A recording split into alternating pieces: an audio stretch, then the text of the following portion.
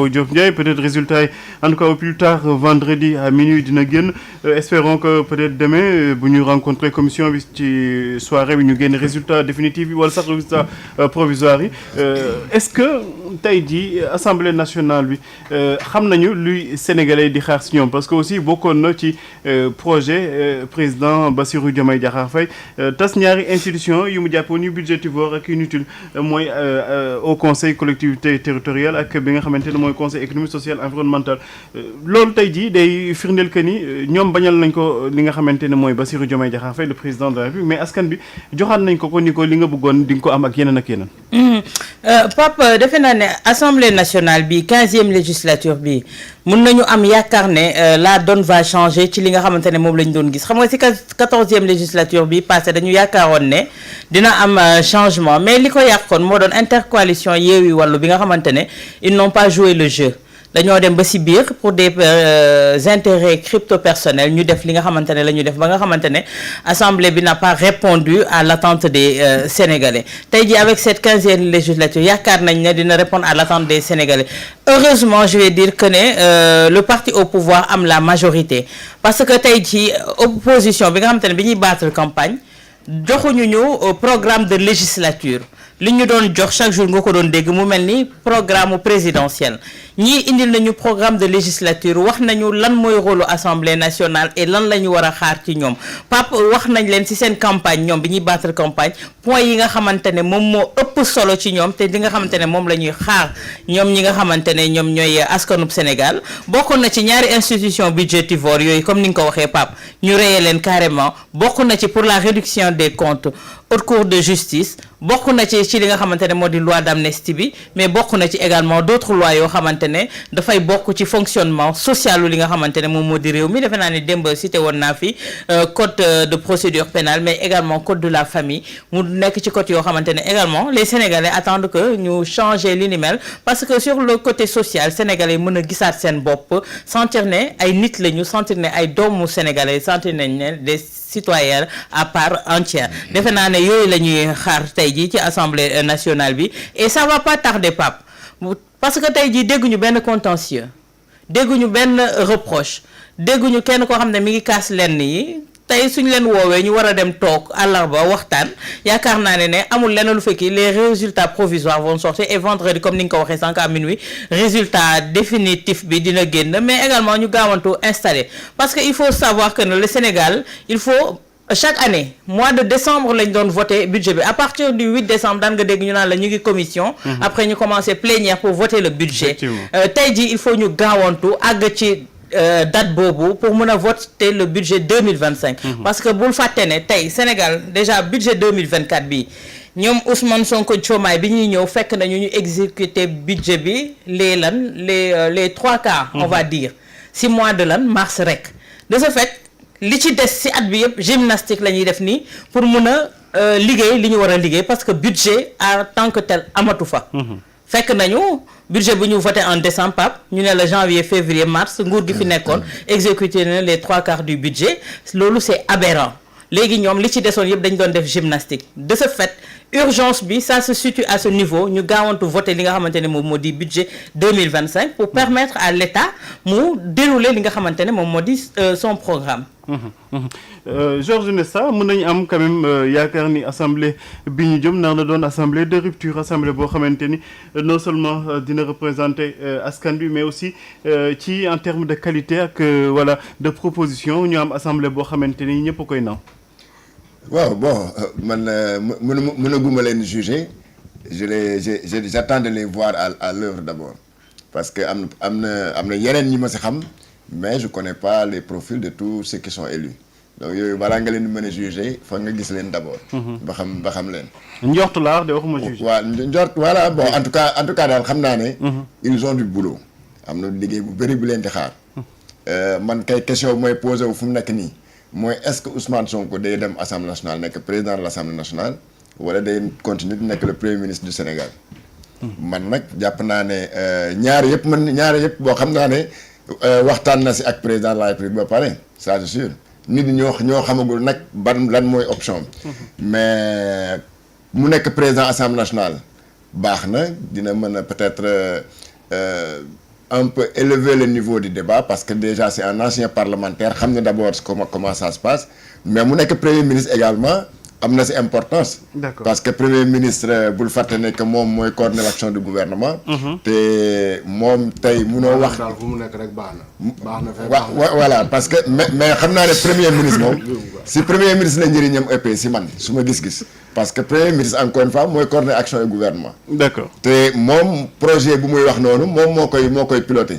donc quelqu'un bu demee assemblée bàyyi primature bi à quelqu'un d'autre. est-ce que kooku dina mën a coordonner aussi li nga xam ne mooy projet bi nga xam ne moom la bind. pour son Sénégal 2050. Donc loolu yaakaar ne y a pas quelqu'un de mieux placé que lui pour piloter ce projet-là. D'accord. Donc alors que bu demee Assemblée nationale. Oui. Ça va un peu l'éloigner de la réalité de la conduite du gouvernement. D'accord dinañ ñëwaat ci loolu parce que loolu lay troisième point bi ñu dellu rek ci assemblée bi ñuy xaar Ibrahima Anne est-ce que mën nañu am yaakaar que cette fois-ci ñu am assemblée de rupture parce que aussi dégguñu ci ay genre Macky te aussi bu ñu xoolee ci Pastef ñu yàgg di yóbbu ci assemblée amul kenn ku décevoir gul sénégalais. Bon, en tout cas, l'attente est très forte, parce que Sénégalais, quand même, on a été très déçus du comportement de la 14e législature. C'est pas l'Assemblée en tant que telle, mais ñi nga xam ne ñoom ñoo. xëcceel micro bi si yow tuuti Ibrahima. waaw di ñi fa nekkoon di animé c'est vrai que Coura Macky nekkul ci demagul wala demul assemblée. Mais Coura Macky aussi il faut pas oublier que daa am ñu démissionné je crois après mu dugg comme suppléante. Effectivement. Il me semble. Donc ba léegi nii on ne sait pas ci suppléants yi ndax amul yeneen Coura Macky yu fa lakkatu yoo xam ne tey jii ñi nga xam ne dañ leen fal ñu nekk ay ministres tey jii bu ñu leen reconduire dans le gouvernement peut-être que par le jeu de la suppléance et des remplacements que ñooñu mën nañ dugg mais en tout cas de cause man je pense que assemblée bi quand même elle a un grand rôle à jouer boo xam ne ñi ngi koy xaar ci moom ñi ngi koy séentu ci moom.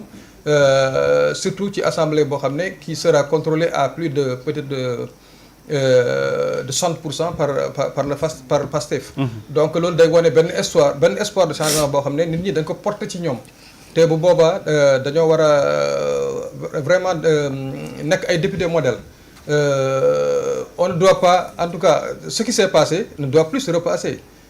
Notamment en termes de comportement en termes de yenn kii bon je le disais hier je crois fële on a vu des députés yoo xam ne dañ leen naan bon man je suis le député du président bi lu mu fi indi. Donc man du ma xool sax je ne cherche même pas à savoir ce qu'il a là-dedans bu ñu joxee nii le chemise avec les projets de loi et autres là je n'ouvre même pas moi je vote les yeux fermés parce que c'est le président. Donc autant on s'en était ému ci député yi nga xam ne député Benno Bokk Yaakaar autant. Aussi on va s'en émouvoir bu ñu amee ay député Pastef aussi yu mel noonu parce que un député c'est un député un député de la République un député du peuple c'est pas un député d'une personne donc le mandat impératif n'existe pas donc mandat bi ñu leen jox c'est les représenter parce que ñoom sont nos représentants les représentants ñoo leen jox seen baat pour ñu ko doxal au niveau de l'Assemblée. Oui. Donc dañoo war a am benn comportement bu irréprochable donc aussi ñu bañ a fàtte que ñoom ils ont trois fonctions la ñu am. Oui. Contrairement à ce que beaucoup de députés promettent bu ñuy nekk en campagne. Le député c'est trois choses. C'est contrôler l'action voter des lois d'abord. Oui. Contrôler l'action du gouvernement. Et puis depuis 2016 évaluer les politiques publiques.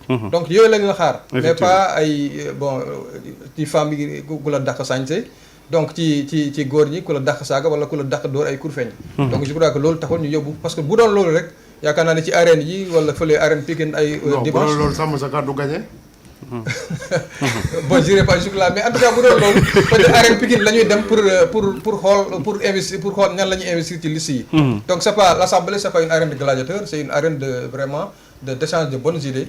Surtout que quand même dans le passé man c'est loolu sax moom ci xaw a jaaxal quoi. Dans le passé notamment dans le régime socialiste on avait eu ici des assemblées vraiment avec des députés yu amoon ay comportements yu vraiment yu ñu mën a naw. Donc il y avait des députés qui avaient c'était des identités remarquables. Qui avaient fait un travail boo xam ne ñun on était lycéens mais on en bavait devant ces gens-là. Donc tey en 2024 si on se retrouve avec des députés yoo xam ne ils se comportent comme à la borne fontaine comme l'homme de la rue comme au marché donc daf may xaw a jaaxal parce que man je crois que plus on évolue dans le temps plus on a des députés de qualité mais dafa mel ni en tout cas au niveau de l'Assemblée plus on évolue dans le temps moins on a de députés de qualité. D'accord. loolu aussi je crois que rupture boobu foofu la aussi dañ ko fay xaaree. Mame Birame est-ce que mënuñu am njortu bu rafet parce que bu ñu doon gis liste yi président bi mooy toog ci bureau am tànn ay nit teg fa te ñu mu doon tànn dafa doon jël ñi nga xamante ni ñoo dàq saaga dàq défendre aussi sa personne mu jël leen def leen ay député bii nag waa Pastef dañu jël seen coordination départementale ni leen yéen ay wax kan ngeen bëgg mu dem représenter leen ci askan bi est-ce que façon bi ñu leen tànnee mënuñu am njortu bu rafet que ni ñooñu bu ñuy demee dañu représenter askanu Sénégal. waaw déjà xam nga te damay dégg sax ñenn ñi di wax naan parti au pouvoir souvent suy doog a agsi élection yi ci topp dañ koy voter majorité. un peu pour wax ne pour minimiser la victoire de Pastef. alors que en réalité opposition mu ngi doog a tekki dara ci assemblée nationale en 2022. taawu Diouf yëpp assemblée nationale socialiste yi sax de manière générale assemblée nationale parti au pouvoir moo koy dominer. ba ci Abdoulaye Wade la même chose élection yëpp daanaka assemblée nationale ba ñoom ñoo ko téye. donc c'est en 2022 la ñu mës a lu ñu gis lu ñu mësul gis maanaam opposition bu dem bay diiranteeg parti au pouvoir. ba daanaka mu am ballottage. donc élection yii nii jàpp naa ne sax. teel na trop pour que ñuy wax assemblée nationale lan lay doon suba ak gannaaw suba. jàpp naa ne ak coow li nga xamante ni suscité na ko ak caractère historique bu nga xamante ni am na ko parce que quand même boo seetloo bu baax a baax da ngay gis ne daanaka c'est tout un système la Pastef nërmeel. maa ngi bind sama Twitter bërki démb que intercoalition bi amoon na ñaari président de la République. ñaari ancien président. oui ñaari ancien président assemblée nationale. ñetti ancien premier ministre ak ñaari ancien maire wu Dakar. xam nga ñooñu ñëpp soo leen boolee nërmeel leen benn yoon. c'est daanaka tout un système parce que bu ñu nee ñaari président ñaari ancien président wax ñaari ancien maire de Dakar. wax ñaari ancien président assemblée nationale ñooñu ay socialistes ak ay libéraux ñëpp a ngi ci biir. boo leen boolee ñoom ñëpp def leen benn taxañ dóor leen. ça veut dire que ne daanaka rompre nga avec le système. te jàpp naa ne loolu tax na élection yi résultats yi ñu am nekk ay résultats historiques yoo xamante ne ni daanaka mosul am. léegi nag par rapport ak li nga xamante ne ni moom mooy qualité wu député yi. xam nga an mu ngi koy wax sànq. à un moment dañu perte un certain niveau. oui mais pas Assemblée nationale mais des hommes politiques de manière générale. c'est ça nga xamante ne nii Abdoulaye Wade bu mu commencé maa ngi doon rappeler fii que Farba Ngom Farba Senghor plutôt bu mu demee ñu consulter ko ñu bëri dañu yaakaaroon ne Abdoulaye Wade dafa day yónnee Idrissa Seck un message jaarale ko ci Farba Senghor. personne n'imaginait que waa ji su defee bu gisee Idrissa Seck day génn ne moom mooy ministre des transports. donc depuis ce moment-là la ñu seetlu ne ñoom au lieu que ñuy jël des hommes ñi ñuy woowee homme d'État ñoo xamante ne nii xëy na am nañu benn charisme bi am nañu benn parcours bi mais ñu jël des insoumis maanaam ñoo xamante ni ay courtisans la ñuy doon ñoo xamante ni dañuy maanaam dañ leen fay teewal rek. lu ñu leen wax ñu def. ay moutons entre guillemets. depuis boobu nag ñu seetlu ne loolu ñu daan gis ci commencé woon a gis ci ministère yi dafa ñëw ba assemblée nationale. maanaam ñuy jël ñoo xamante ni loi bu ñu leen indil duñ jéem a xool ndax baax na am baaxul mais comme ci Macky Sall la jóge wala ci Abdoulaye Wade automatiquement. dañu koy voter. parce que assemblée nationale bu am coow. mais au fond ce n'est pas quelque chose boo xamante ni c'est mauvais. te da nga koy gis sax si yeneen réew. assemblée nationale di am coow. parce que te foofu nag moo war a am coow sax précisément. parce que force politique yëpp dañ fay daje. ñu war a waxtaanee loo xamante ni ñii dañ naan baax na ci réew mi ñii naan baaxuñ ci réew mi. donc coow mënu fa ñàkk am. ñun suñu malheur mooy dañ daan coow ci lu amul benn njëriñ. maanaam au lieu que ñu toog ne dañuy waxtaan ci imposition bi ni ñu koy defee. est-ce que war nañ ci dugal ñii ak ñële mais loolu débat la war a doon. ñu ne comment dire maanaam sujet yu bëri mën na nekk ay débat yoo xamante ni député yi mën nañ ci werante mais bu ñu demee ba nga xamante ni lan la ñuy waxtaanee mooy dinañu lever immunité parlementaire kii wala duñu lever immunité parlementaire kële ñu nekk foofu histoire ba indi ay coow. ça particularise le Sénégal maanaam dañuy yóbbu ci benn débat de. caniveau boo xamante ni en quelque sorte moom mooy arranger le président.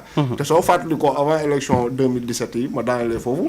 ku mel ne Aliou Sall lan la waxoon du ma nangu Macky Sall di toog bureau di tànn ñi nga xamante ni ñooy nekk ay député man dañ may investir wala bu ñu may investir dinaa def sama listu bopp pour montrer que effectivement comme nu mu ko waxee woon noonu Macky Sall moo daan toog ci bureau kii de nuroo naa xar kii de kii xaw naa nekk gaynde de su ma ko fa dugalee te mu rebelle wu et cetera loolu moo nekkoon critères yi en fonction de ça nga ñëw proposer ko Sénégalais yi bu ñu ñëwee bay voté du ñu xool ndax liste bi député yi ci nekk baax nañ ou pas dañ naan lii kat mooy listu parti au pouvoir wala lii mooy listu diw nañu ko voté automatiquement malheureusement nag loolu moo ñu tardel depuis un certain temps du ñu discuter lenn lu am njëriñ du ñu voté loi ba baax le débat est posé entre